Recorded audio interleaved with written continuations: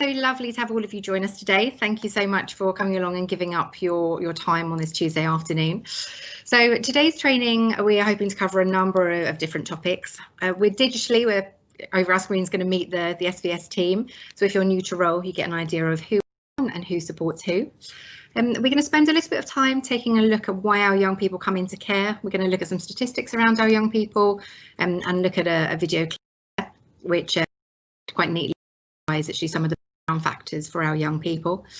We're not going to spend a lot of time looking at the impact of trauma on education, progress and attainment, but we're going to spend a little bit of time doing so just for those of you who haven't yet had the opportunity to take part in any of our Cape Kens or EdPsych training.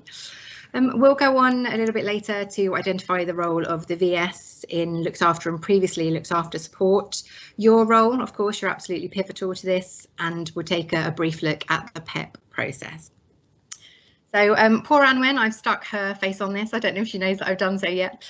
So we're Surrey Virtual School, and our virtual school head, our VSH, is Anwen Foy. She's a very experienced virtual school head, and she joined us from Hampshire and the Isle of Wight in the summer term. So she's still relatively new to Surrey, but not at all to the virtual school world. Underneath Anwen, there are the three of us at assistant head level. So we've got Stacey McCabe, who's the assistant head for the East. Stacey's got oversight for progress and attainment. There's Helen, who's our assistant head for the West, and Helen has oversight for previously looked after, inclusion and SEND. And then there's myself, Anna McLean. I've got oversight for UASC. They're our unaccompanied asylum seeking children and young people, and our post-16 cohorts. Now, all of the work that we do is heavily underpinned by the efforts and the daily work of our wonderful education support workers and admin team. So we have Liz, she's our data manager. She leads up the admin team, who we very much couldn't do without. So we've got two of the admin team with us today, Lindy, so you've got Dee and Abby, and we've also got Zabida.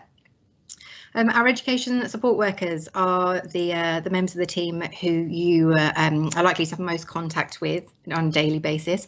So Michelle joins us today. Michelle supports the cohort in the Northwest. So any looks after person who came into care from the Northwest of Surrey is assigned to Michelle's caseload, and so she'll be liaising with the social workers, yourselves as designated teachers, foster carers, other stakeholders, etc. in relation to those young people.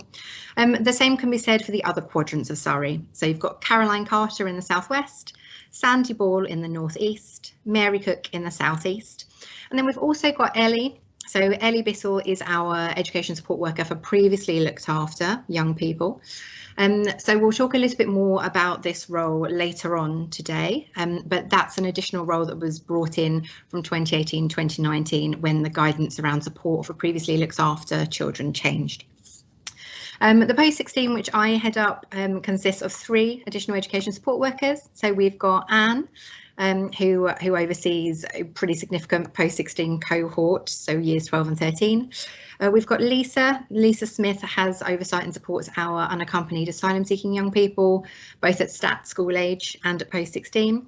And then we've got Andrea, and Andrea is our education employment advisor for post-18 and helps provide that additional support and guidance for young people leaving care and transitioning into the care leavers team.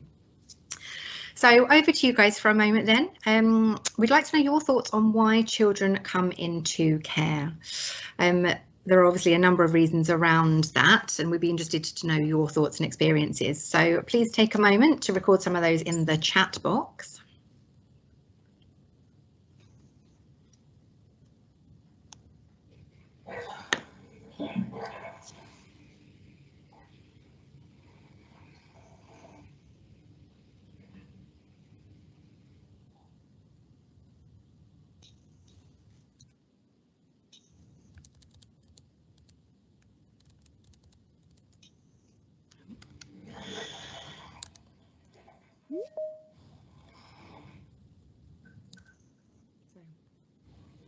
Going to flick and see if I can see some of these coming through.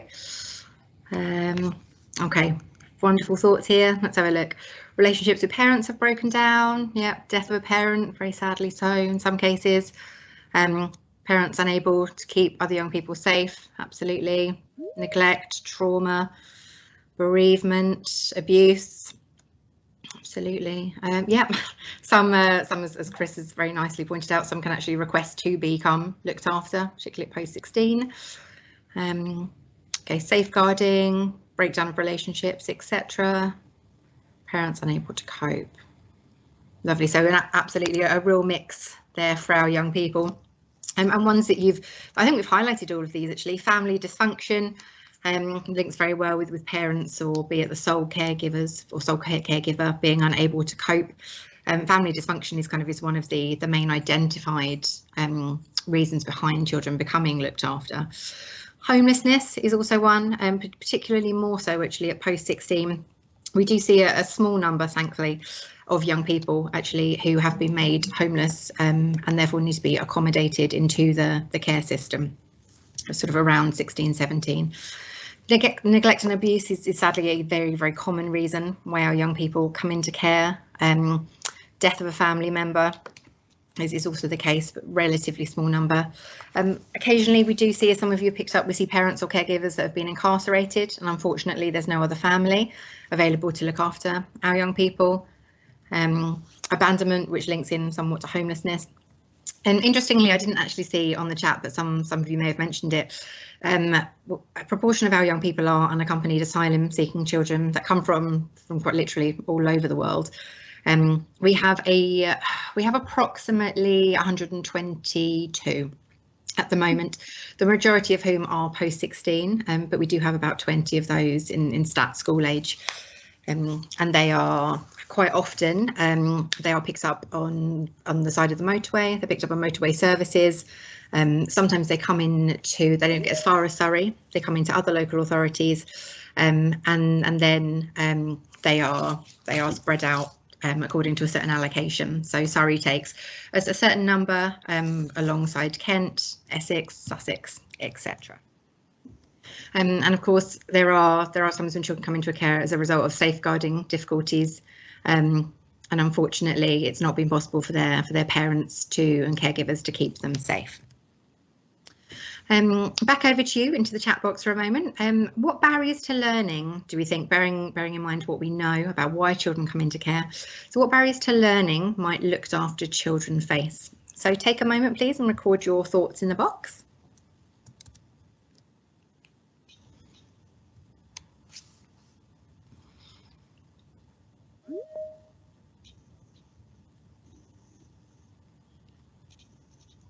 Lovely. So yeah, absolutely. A lot of our learners have missed big chunks of their education, often due to low attendance. Families sometimes have been unable to get them to school, or there's often in some of our young people, there's definitely less importance and less focus placed on education. Okay, yep. Lack of access to resources, trauma impacting on being able to learn. Emotional barriers. Quite a high proportion of our learners are looked after young people have SEND, sits in the mid-30s at the moment.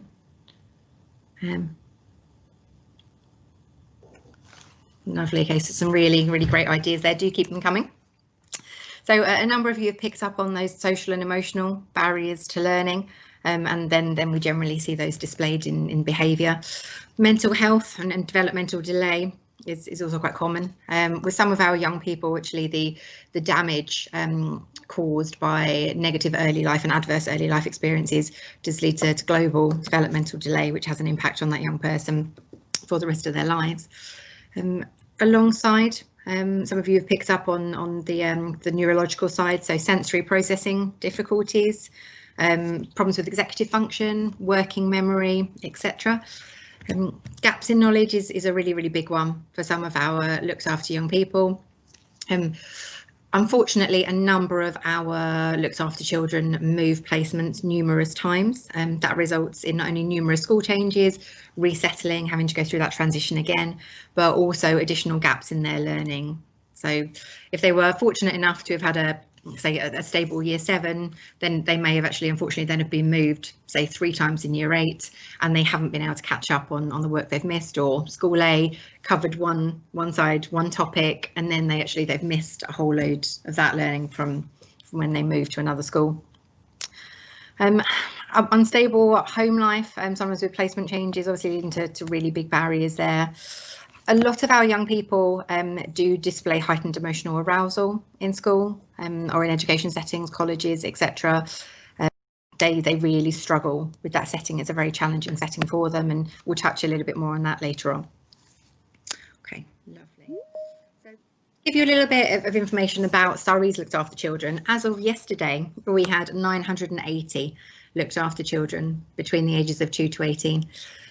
So out of those, then 631 were stat school age. So we're talking about young people in reception all the way up to the end of year 11. 302 post 16. So you can see we've got quite a significant post 16 cohort on top of our stat school age. And we've got 47 early years. So a young person becomes known to us within the virtual school in year -2. So that's when they're about 2.5. And so we track their progress and support from age 2 all the way up to them leaving care. So at present, we have around 50% of our young people placed inside and 50% placed outside of Surrey, really widespread. We've got a number of Surrey schools and educational provisions with us today, but also a number of out-of-county provisions as well. Our young people are very widespread, so some are placed in Birmingham. We do have some in Wales. We've got a number in neighbouring local authorities. We've got Croydon, Bromley, Kent, East Sussex, West Sussex, etc. So they are very widespread. So the young people that we have oversight for are ones who have come into care under a Section 20 or Section 31 agreement. So that in essence is when a young person has either been put into care voluntarily and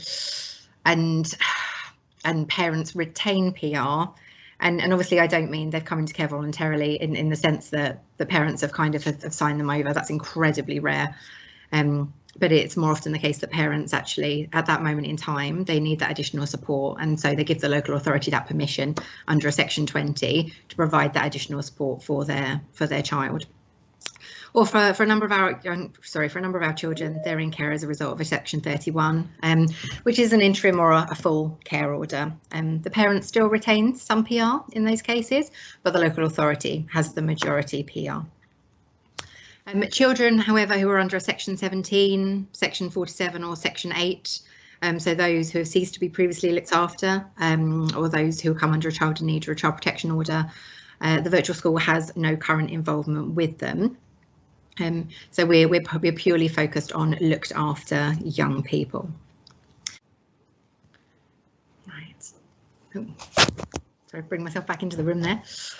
Okay, hope everybody's feeling okay and not too saddened by that video. It's a pretty emotive one. Before we head back to looking at some other bits, including the importance of you guys and as designated teachers, what were your thoughts on that video? What went through your head when you were watching it? By all means, pop your camera on if you wish to do so, or pop something in the chat if you feel able to.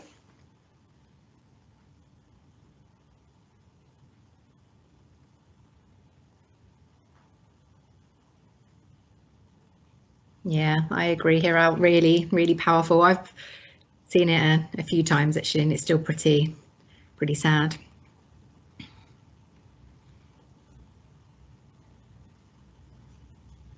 Okay, some really lovely feedback. Thanks, Mark. Reminded me that we are never going to understand what they've been through.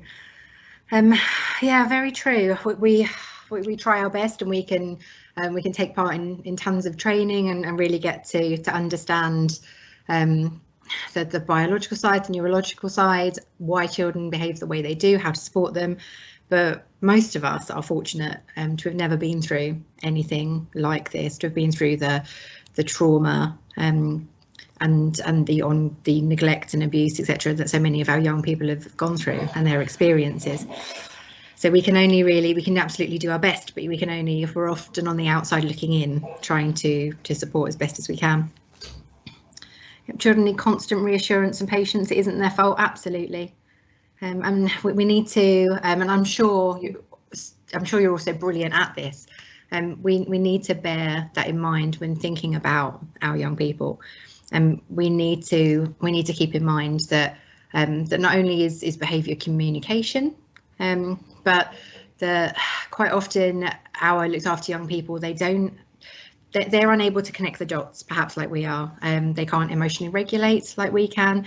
And so a lot of the behaviours that you might see, for example, in school or college, they're representative of a young person who can't cope in that moment in time. We need, and I'm not saying that we in this room do, not at all, but we need to move away from viewing these young people as bad or as really challenged, when actually they're unable to cope. And that if we look at these young people and these children as individuals who are struggling to cope in that situation, rather than setting out to disrupt learning or to deliberately be difficult, then actually that shifts our paradigm, it shifts our perception, and that's a really, really powerful thing. And that's something we need to get across to the whole education setting, the whole school, the whole college, rather than say just ourselves in the know. Let's have a look. What else have we got? Non-verbal communication, very much. Thinking about their behaviour and what they're saying there. Great. I'm picking up what Helen's saying there about a feeling of hope. Absolutely, and that there is still hope there. Children will test new carers. They absolutely will. They need to know that you are safe. The same with staff, and I think a lot of young people do this anyway. But we often find, don't we, that substitute teachers, cover staff get tested perhaps a little bit more than regular staff, regular teachers, new midday supervisors, etc. And quite often our looked after young people, they test those they trust. They want to see how far they can push you, quite often unconsciously, subconsciously, testing whether or not you'll break. Are you going to break like other people have? Are you going to reject them like other people have? And if they are rejected, then that often fulfills that self-fulfilling prophecy, and it goes round and round. I'm slightly concerned that I'm going to need to now write you all a prescription for antidepressants. So we're going to try and move on a little bit and lighten the load somewhat after we've done this little bit. So around 72% of our looked after children enter care due to abuse or neglect. So sadly, whilst every child is a very different story, we do see common themes there, and a number of their stories will mirror the ones that you've just watched in that video. What we know about our looked after children is that they're twice as likely to be permanently excluded if you compare them to the current non-looked after population. And shockingly, that actually increases up to 20 times more likely once a child has left care, i.e. they've been adopted from care, or they're on a special guardianship order. So that's an absolutely enormous difference there in comparison to the main figures. What we see for our looked after children is that fixed period exclusions are also 5 times more likely. They cope less well sometimes, not all of them do. I'm sure you will come across many looked after children in your time who cope brilliantly, and you wouldn't know they were looked after. Sometimes, however, that's actually masking other issues. So it's always worth thinking, keeping that in your mind. What we know about our looked after, and indeed our previously looked after as well, children who have been care experienced and who are in care, they are 4 times more likely than their peers to have mental health difficulties. And we know that actually a much greater proportion of looked after young people and previously looked after young people have EHCPs for social, emotional and mental health difficulties. I find this image really, really useful. The idea that equality and equity, they aren't always the same thing. So some of us need a few more boxes to stand on than others in order for things to really be equitable. So what we know about our looked after children and young people is they are incredibly diverse. So many of them have been through different, similar yet very, very different past experiences, and the way that they have dealt with it, of course, individually is very different. We can't even begin to imagine what a number of them have been through. When I think about our UAS cohort, our unaccompanied asylum seeking young people, I couldn't begin to imagine what it must be like to have to flee your hometown, your village, everybody that you know, to be put on a boat with 30 or 50 other strangers, to have somehow funded that through God knows what means, and perhaps to be the parent putting your children on that boat because you believe it's safer than the land. And just praying that you get overseas, and then when you do, being crowded into a lorry and dumped at a service station. I mean, the trauma that some of our young people go through is absolutely enormous. And people sometimes focus on equality and giving every young person the same, but actually a number of our looked after young people, they need something a little bit extra, a little bit different, which is very much where you guys come in as designated teachers.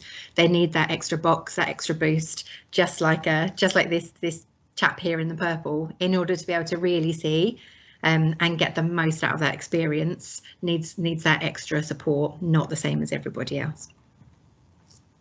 So that very nicely brings me on to what we do. So we're a Surrey County Council service, and we provide support and challenge where necessary for schools, partnerships, key stakeholders, etc., to ensure the best outcomes for all looked after children. And part of that role is offering information, advice and guidance, not only for looked after and not only for looked after, but also previously looked after. So young people who've been adopted are on a child arrangement order or a special guardianship order. And I know we've got a number of schools with us today who have maybe only one or two, or perhaps no looked after children at present, but actually quite a high proportion of previously looked after. So we're also there to provide that support for previously looked after children and young people as well. We monitor attendance and exclusions, doing so on a daily basis. So when we're aware of any difficulties, we get in contact with you on a regular basis, find out more information about that, support as necessary. All the way up to post 16, we ensure that our looked after children and young people are placed in suitable education provision. For some, that's alternative placements and alternative provisions. For others, it's more mainstream routes. I'm very much focusing on the inclusion of our looked after children and young people. In addition to that, we provide professional development opportunities. So the training that we're doing today is just one of the many sessions that we offer for DTs. School governor training, which at the moment is delivered through better governors, and then we'll be looking to deliver that from the spring term onwards. Support and guidance for our social workers and training there, and for our foster carers and other partner agencies, etc. We will touch on this a little bit later, but you'll be quite comfortable perhaps with our Pupil Premium Plus policy and how we manage that in line with the conditions of grant set out by the DfE.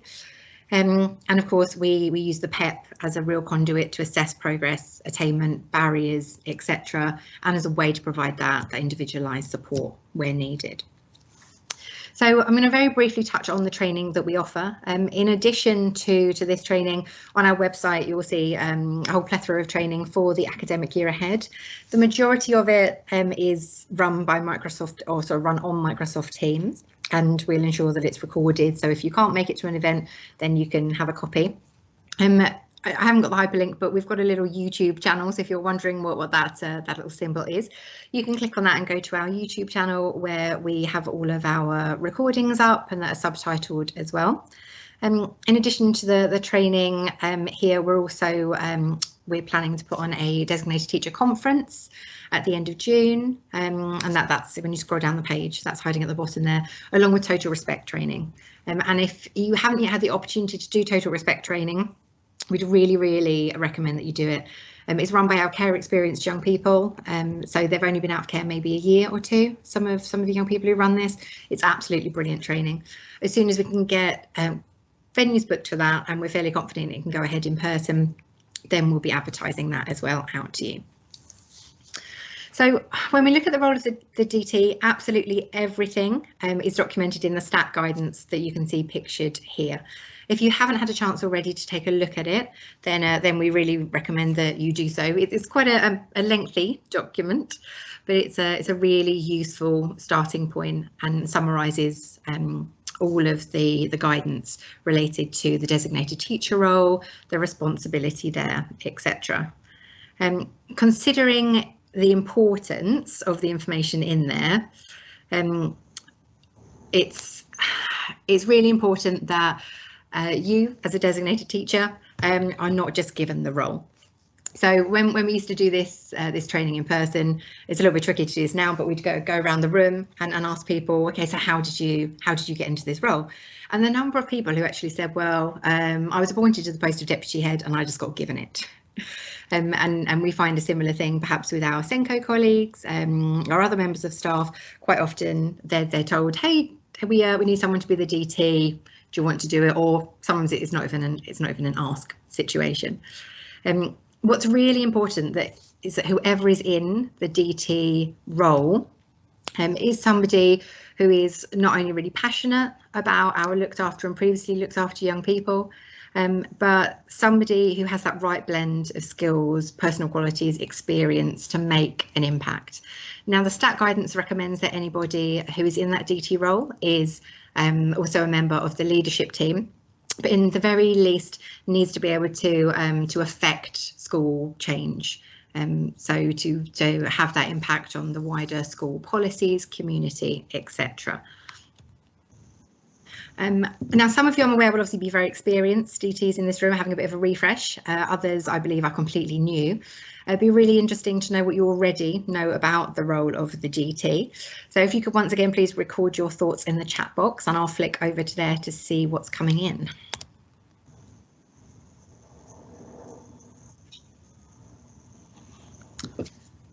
Okay, fab, thanks, Joanne. Involved in the PEP, yep, absolutely. So update PEP, agree school actions, yep. And we'll be focusing more on who does what in terms of the PEP a little bit later today. Yes, with teachers, yes, please, particularly before PEP personal education plan meetings, gather that data and information, be that link between school, social worker, foster carer, young person. Lovely.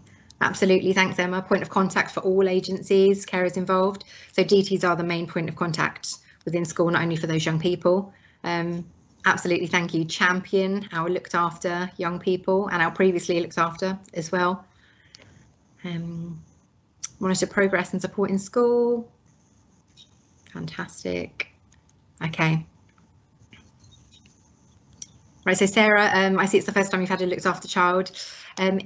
If at any point you want any additional support there, please do get in contact. I'd really recommend speaking to Helen Hale, who's our assistant head, who's very much early years focused, so she'll be able to give you a lot of support there.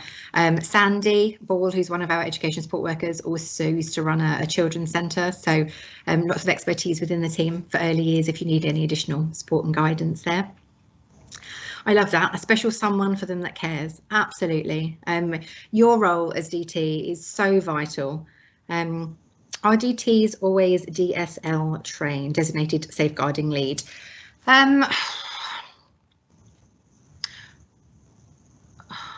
Ideally they should be. I don't honestly know, however, if they are always DSL trained.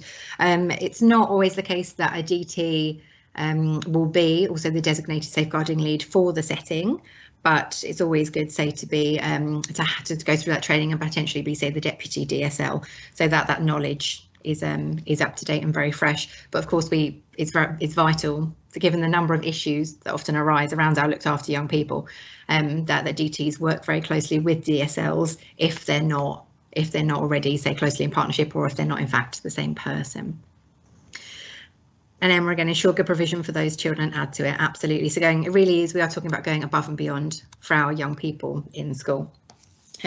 So you have high expectations of our looked after and previously looked after young people, and ensure that targets are set which accelerates educational progress. What we know about our looked after cohorts and previously looked after cohorts is that they often come from a low starting point. So education quite often has not been prioritised. Or these young people, they haven't been able to engage fully in education because of what's been happening sort of behind the scenes and behind closed doors, etc. So your role as a DT is really, really key to that. It's really key that you are the champion for those children and young people, that you yourself are aware of the impacts of that separation and loss, that trauma, those adverse early life experiences on an individual and how they are able to flourish and cope, and that you're able to then actually to spread awareness of that throughout the school. So one way in which you might do so is perhaps by taking a look at the school behaviour policy. It's fantastic to see so many of our settings now moving away from that sort of that previous zero tolerance, which was seen quite a lot many years ago, and now focusing more on a behaviour policy which focuses on relationships and really highlights kind of the impact of attachment on relationships and what have you throughout school. So it's very important that each of you within your role sees you're looked after young children, your young people as individuals. They've all come from very different backgrounds and they will have perceived things differently. So it's really important that we do champion their needs and focus on them as individuals. There is, of course, the PEP within that, but the PEP is only a part of what you do. The PEP can be an incredibly useful tool in recording all of that fantastic support that you put in, and then requesting additional funding to support with that linked to targets. And then Michelle's going to talk a little bit about that fairly soon. Okay, lovely.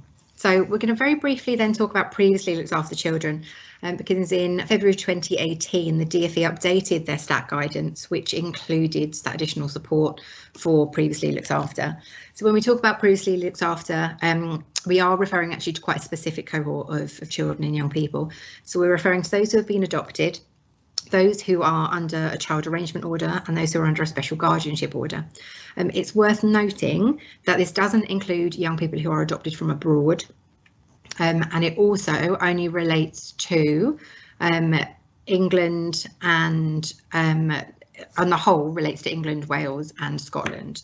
It's actually different if we're looking at Northern Ireland. So thinking about our previously looked after children with that in mind, why do we think it's so important that we focus on them as well? And why do we think it's so important that actually the DT role has since been revised and developed to include previously looked after? I'll flip back to the chat. Hi Michelle Stevenson, thanks for your feedback there. We'll let's take that up at the end and resolve that for you. Yep, absolutely, thank you. They're still vulnerable.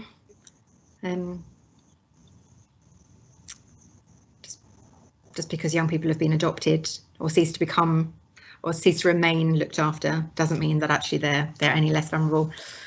Absolutely, challenges can sometimes be greater for some of these young people. They've all been through that trauma, separation, attachment. They've all been through grief of some sort, that bereavement process. They've all been separated from their immediate family members and from those who've surrounded them during those early years.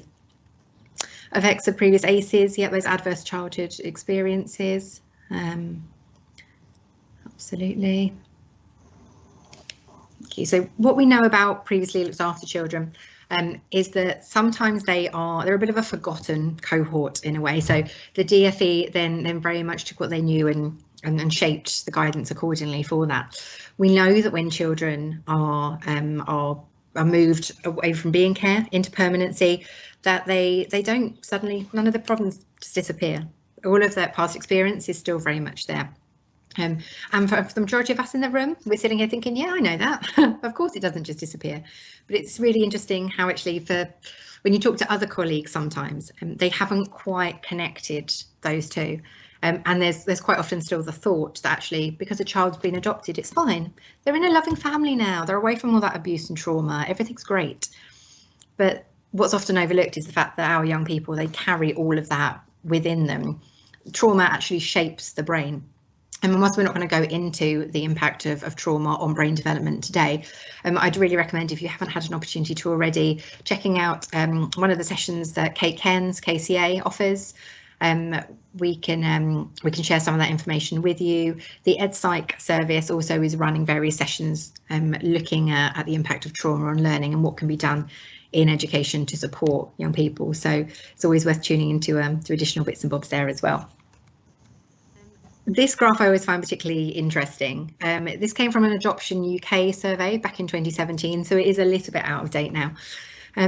Participants within the Adoption UK survey were asked what they felt their main area of need was for their young people. So we're talking about adoptive families being asked about the young people that they've adopted and what did they feel their main needs were.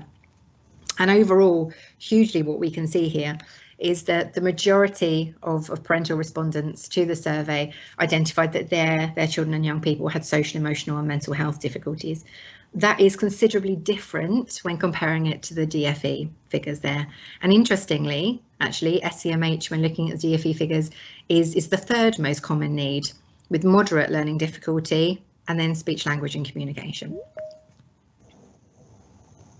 So I'd be interested to get your thoughts at this point on what the needs, what do you think this tells us about the needs of adoptive children are, and what your thoughts are on this. So I'll give you a moment just to jot a few of those down in the chat box.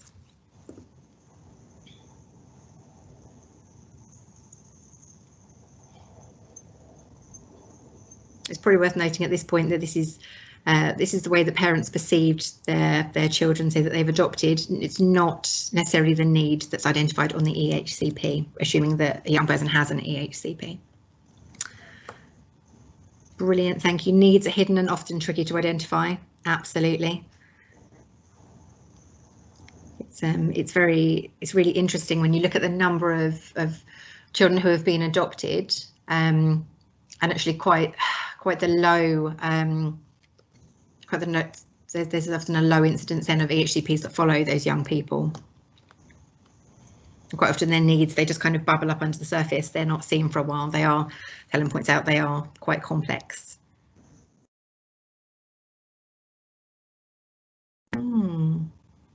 Interesting, Michelle, thank you. Behaviour is always disproportionately the focus.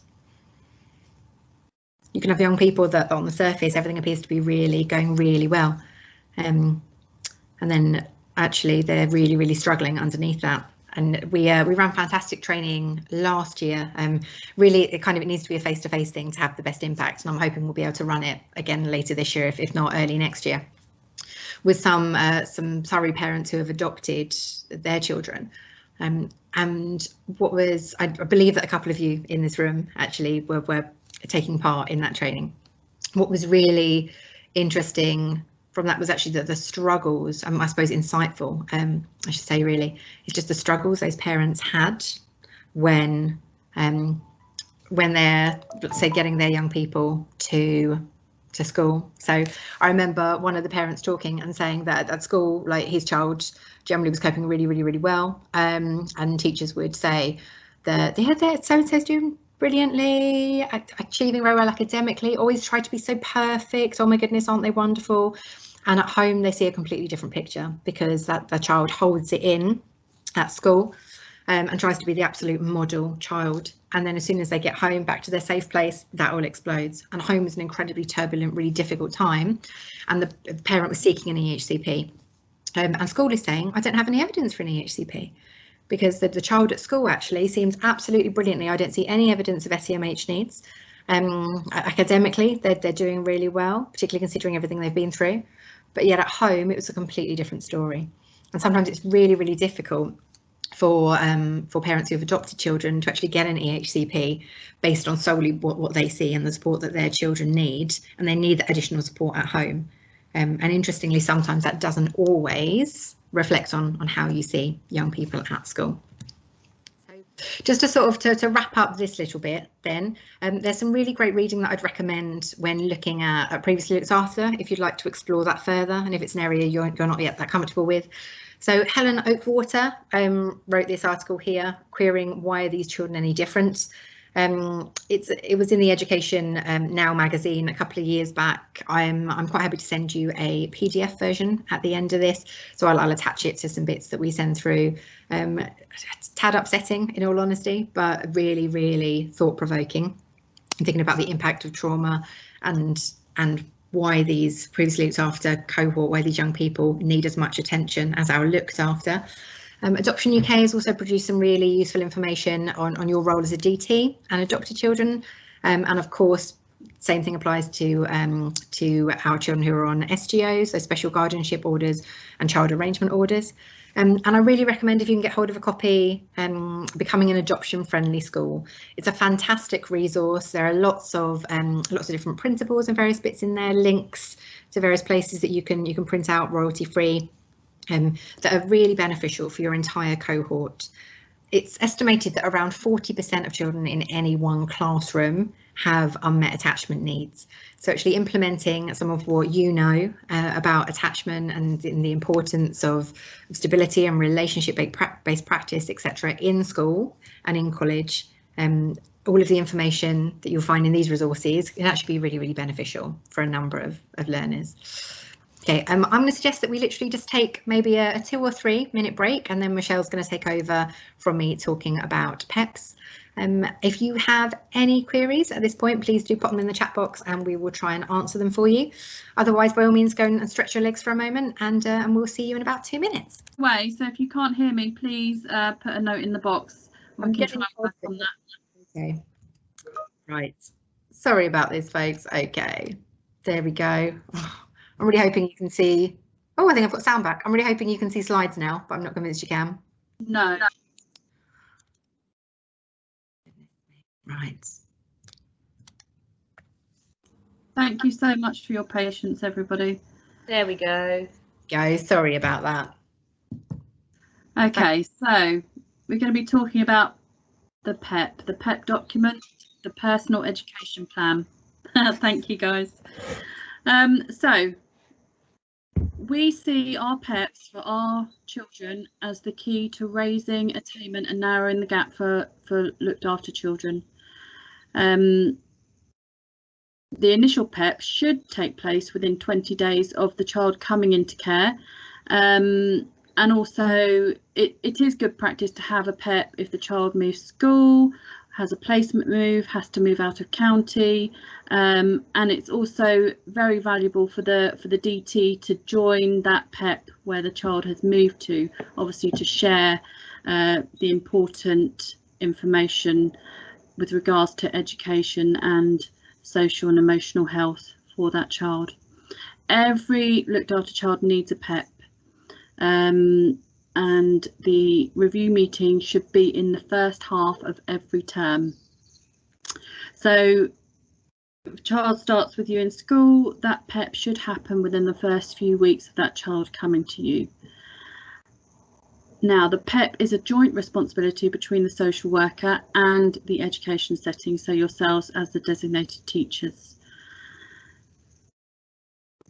Pupil premium is also allocated through the PEP, so if you are needing pupil premium plus funding for your children in your school, you will need to request that through the targets in the PEP.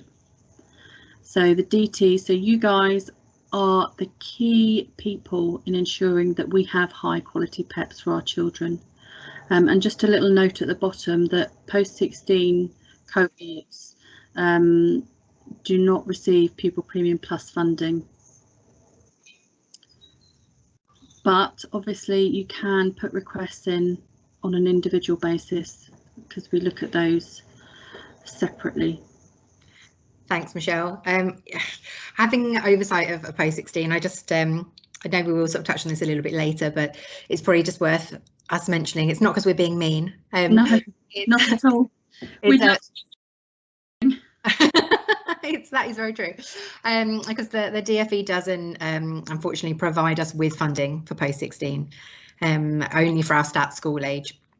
So unfortunately we're not actually given any funding, but we will support where we can for our post-16 young people. So okay, so the PEP continues. So the PEP meeting, who, when, next PEP date. In the PEP meeting we want to know who is the date of it and the date of the next PEP. So when you start your PEP, it's always good practice to have your date set for the next PEP. Sometimes this gets forgotten, and it can prove very, very difficult when a date isn't set when everyone is in the room.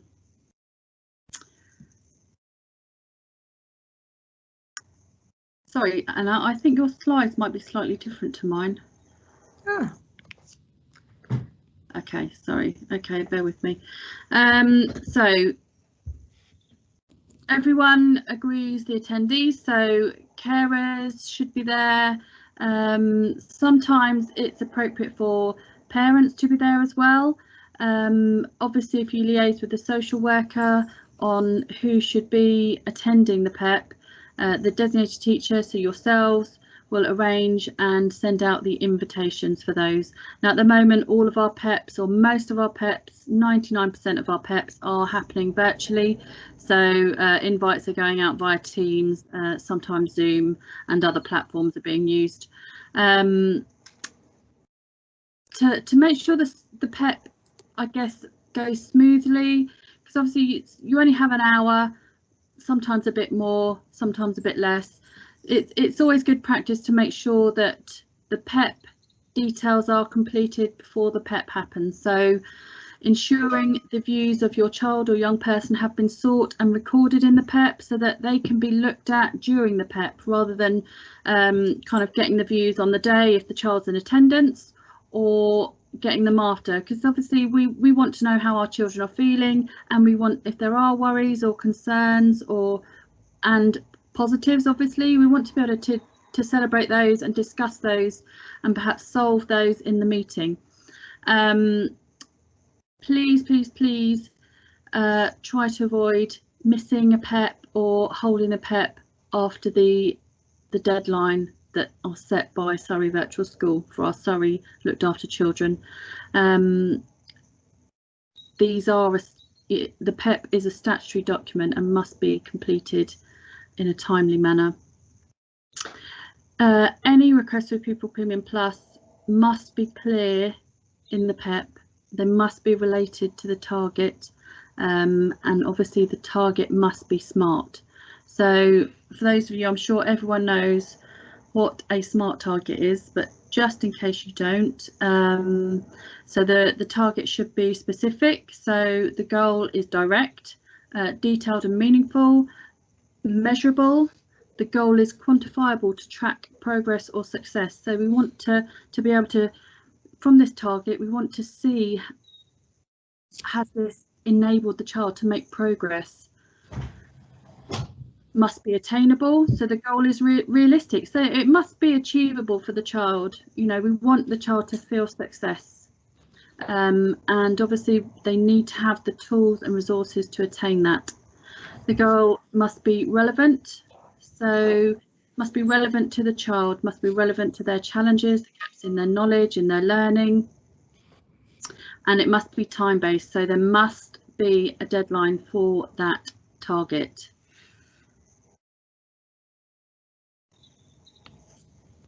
Okay. So the PEP is a statutory document, and it sometimes can be used in court for court cases as evidence, and to the child's education and how they are doing, and it also is a vital part of the care plan that the social workers will be adhering to as well.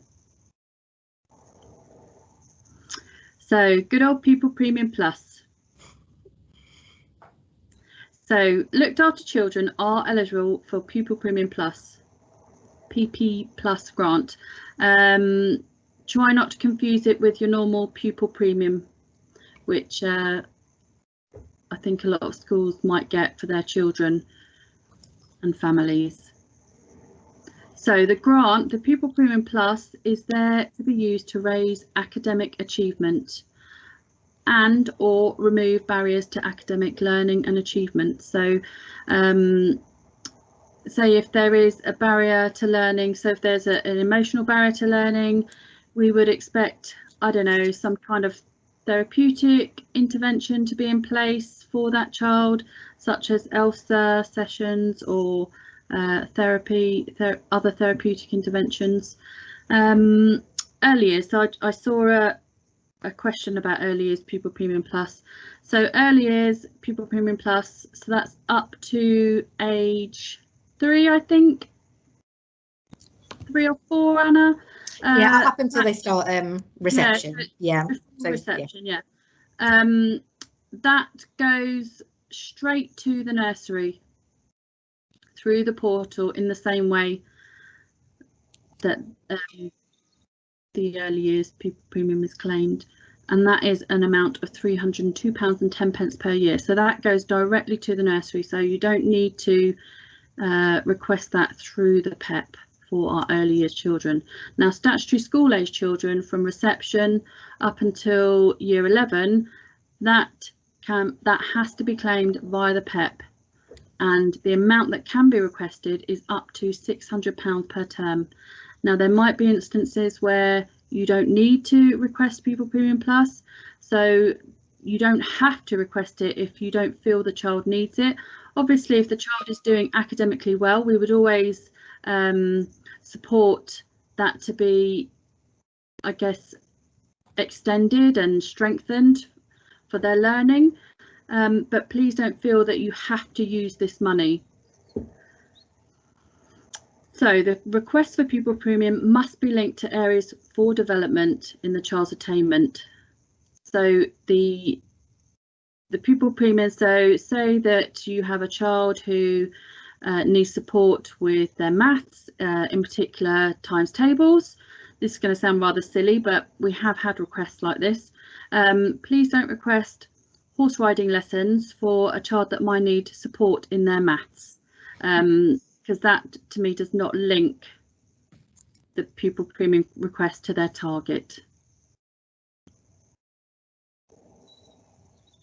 So as we said, the PEP is a statutory requirement, and it is it is a very, very important part of the care plan, and it should be really personal to that child, because these PEPs follow that child through their journey in care. So they don't start a new PEP system or a different document. Every PEP that happens for our looked after children carries through their education with them. So you can always look back on a PEP and see what's kind of happened in previous settings, perhaps. And we want to know that it's personal to that child. I want to be able to read a PEP and really understand the child that I'm reading about. I want to know that their likes and dislikes. I want to know that they're being challenged. I want to know that they're happy. It's just, obviously we don't get a chance to meet all of our looked after children. So sometimes the only way I can connect with our children is by reading through the PEP. So it's really important that we have a good base of information in there. Yeah, the quality of the PEP is a joint responsibility of the school and the local authority. So your social worker is also responsible for ensuring that the PEP is of good quality. The PEP should always involve the child, because obviously the child is the focus of this. It is their PEP, it is their meeting. We would love for them to attend their PEP. Sometimes obviously we understand this can't happen if they're in important lessons, if the PEPs aren't at convenient times, but we would always encourage children to attend their PEP. So who does what in PEPs? So let's have a look at the role of the social worker. So the role of the social worker, they must agree the date of the PEP meeting every term with yourselves, and the date should be set on the ePEP in Welfare Call. So there is a specific box on the attendee page that must be, the new date must be entered in during that PEP. The social worker must agree attendees with the designated teacher, and they must also arrange the invites. Now, ensure views of the child. This can be done by either the social worker or yourselves, the designated teacher, or if you feel that there is someone more appropriate, that child feels a lot easier to talk to, they can also be the one to kind of have that conversation with the child. It shouldn't be a case of question and answers. It is a conversation about their likes and dislikes, any concerns, anything positive. We love hearing positives. We love seeing pictures uploaded onto their welfare call documents that they might do. So it is whoever is the best person to gain these views. And again, The social worker must take action to avoid a missed or a late PEP. And they must also be aware of the targets and what the pupil premium requests are with regards to that child and their learning. And of course, if there are any actions for the social worker, they must follow through with them. So for yourselves, as the designated teachers for our looked after children, again, agree the date of the PEP meeting with the social worker within that PEP. Review the previous targets. So in the PEP, you will see the previous targets. Now, sometimes if they come from a new school, and you might not know if your child has achieved those targets, obviously you could just put in that box, okay, new to the school, unsure if they've achieved these targets, and put a no. Now, you're not going to be kind of strung up if children are not obviously meeting their targets. This is, you know, a work in progress, and I don't want you to feel like you can't put that they haven't achieved those targets. But obviously we do need to have them reviewed every term. So even if they are new to your setting and the targets were set by a previous setting, they must be reviewed. The progress and attainment section must always be completed. So again, if the child is new to your school, you may have only had them for 2 or 3 weeks, and you may not have had a data drop, or assessments may not have been completed by the teachers. We would ask that any attainment and progress is requested from the teachers. So teachers should have a really good idea of whereabouts that child is. So are they making progress in their learning? What levels are they learning at? Teachers should have that information from what they're seeing within the first few weeks of being in class. We always want to see attendance recorded on there, and of course any pastoral support that the child might be having, or pastoral support that they might have access to but not be accessing at that time. All of this will link obviously to your Pupil Premium Plus spends and requests. Views of the child must be sought and recorded. So again, this can be the role for the designated teacher, or of course the appropriate adult, but they must be recorded in the PEP before the PEP meeting. So we want to obviously highlight the strengths of the child. We want to know what they're good at. We want to hear positives, and we obviously want our children to hear the positives about them as well. Obviously, we will need to see any targets or highlighting maybe challenges or areas that might need development for that child also. The designated teacher must complete all of the relevant sections of the PEP. So you'll see some of them are highlighted in different colours on the Surrey Welfare Call platform. But obviously that doesn't mean to say that you can't fill in information that perhaps looks like it might be for the social worker to complete. Obviously, the more information in this PEP, the more we can learn about our children, the more we can support them. So the SMART targets, the targets must be SMART in each PEP.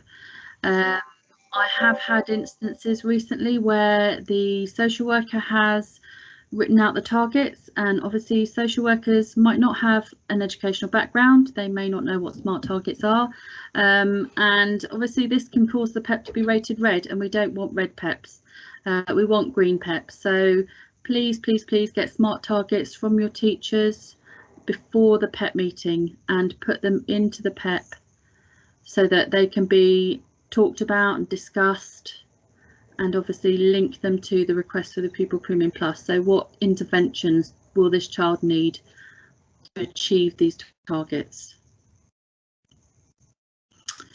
So what do we do? So as education support workers in the Surrey Virtual School, we review and quality assure every PEP that comes into us. So I think in the northwest of Surrey, I have about, including early years, probably roughly about 170 children and young people. So I will have all of those PEPs to review and quality assure every term. I will also look at the attainment and progress, track it, and then deliver that information to one of our assistant head teachers, because we obviously want to see our children making progress, and we want to support the schools to achieve that as well. So how can we support you to ensure that our children are making progress? I'm always on the end of an email or the phone for any queries or problems you might be having in completing the PEP. We always provide feedback in the PEP, so if there are bits missing from the PEP, something's really good in the PEP, we will always provide feedback in the PEP. I'm also here to challenge schools when the PEP does not meet the standards that we would like and that we request. So you might get an email from me saying, I need some more information on such and such, can you please complete this? Obviously, we all want the best for our children, and I want the best for our children. So we also track the Pupil Premium Plus spending, and obviously in each PEP the targets are reviewed. So we want to see if the Pupil Premium Plus is being used for tutoring, etc. We want to see that this is actually having an impact on our children and their learning. And obviously we will always intervene when a PEP is complete, so I'll be sending out emails and advising on how to improve your PEPs, which is why we kind of do this training as well. So it's more of a support for yourselves. Now, welfare call can be a bit tricky. I think every local authority has a different PEP. I haven't seen any other PEPs, so I'm not certain how different they are. But I think Anna is putting together a guide or a video on how to use welfare call. Am I right, Anna? Yeah, thanks, Michelle. So we do have, I've done it for Stats School Age yet. I need to expand it for early years and for post 16. But we've got a guide on how to use welfare call. So if you're very new to the system, it can be a bit tricky. And as Michelle said, there are so many different virtual schools. Every local authority has one. It is a statutory requirement for every LA to have one. But so many virtual schools use different platforms. So you might be, if you're not used to using welfare call, then we've got a presentation on literally step by step how to log in, which buttons to click, etc. And then we've also got a PEP guidance pack which goes out, which covers all the way from early years through to post 16, making sense of the PEP. It's got some exemplars in there, some FAQs, who does what, etc. So we'll provide links for those as well. Yeah. And also at the top of the PEP page is also the helpline that you can call if you are having any problems with the PEP. The guys at Welfare Call are really helpful and will always guide you as best they can, or contact us. Okay, and there are lots of useful reading and references. So I'm hopeful that you've all received at some point our Pupil Premium Plus policy and our frequently asked questions. I think all of these are available on our website. Yeah. Can you confirm, Anna? Yeah, absolutely. And if not, if you can't locate them, they should be up there. We'll double check. If you can't locate them, quick Google and it'll bring them up for you.